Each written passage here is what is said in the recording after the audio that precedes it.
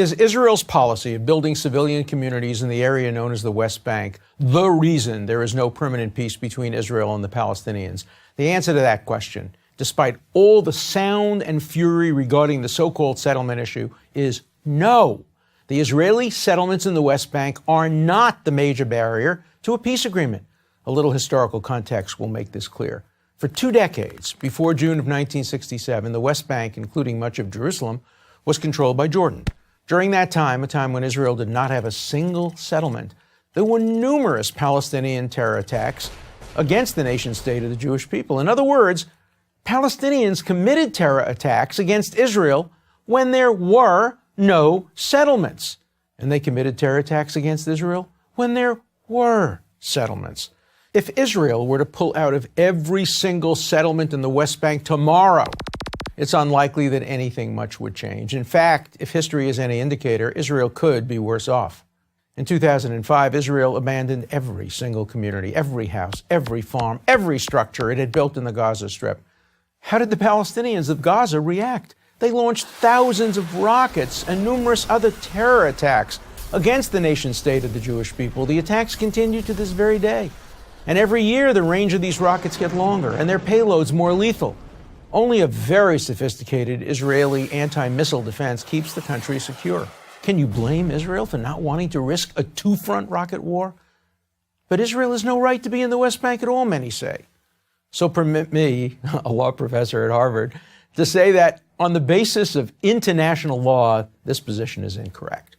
Military occupations are clearly permitted under international law following an aggressive attack by a neighboring state. Jordan, Israel's neighbor to the east, attacked Israel in 1967, despite Israel's repeated efforts to keep Jordan out of the Six-Day War. In defending itself against Jordan, Israel captured the West Bank and the eastern part of Jerusalem. Under international law, until a meaningful peace is achieved and all terrorism against it ceases, Israel has every right to retain military control over this area. Since no peace treaty has been reached and the terrorism continues with new attacks threatened almost daily, Israel is under no legal obligation to leave. Given the danger that Israel would be putting itself in if it did leave the West Bank, exposing its major cities and international airport to rocket attacks, it would be irresponsible to do so, which is why Israel is still there.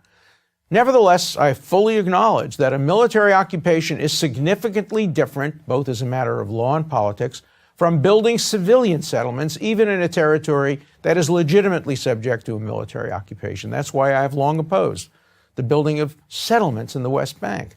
I believe it has caused resentment and has given enemies of Israel an excuse to attack the legitimacy of the occupation in general.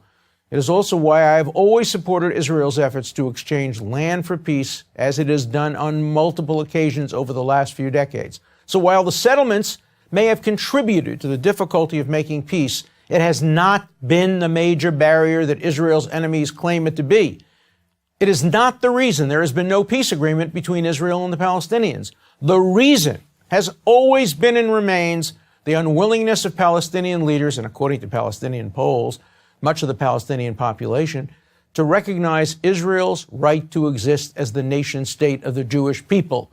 Until and unless the Palestinian leadership and the Palestinian people acknowledge that the state of Israel has the right to be free from military assault, from terrorism, from rocket attacks, and from diplomatic warfare, there will be no resolution to the Middle East dispute.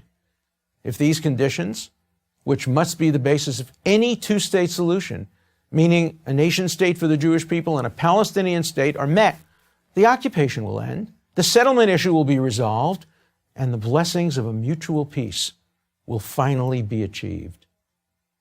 I'm Alan Dershowitz, professor of law at Harvard University for Prager University.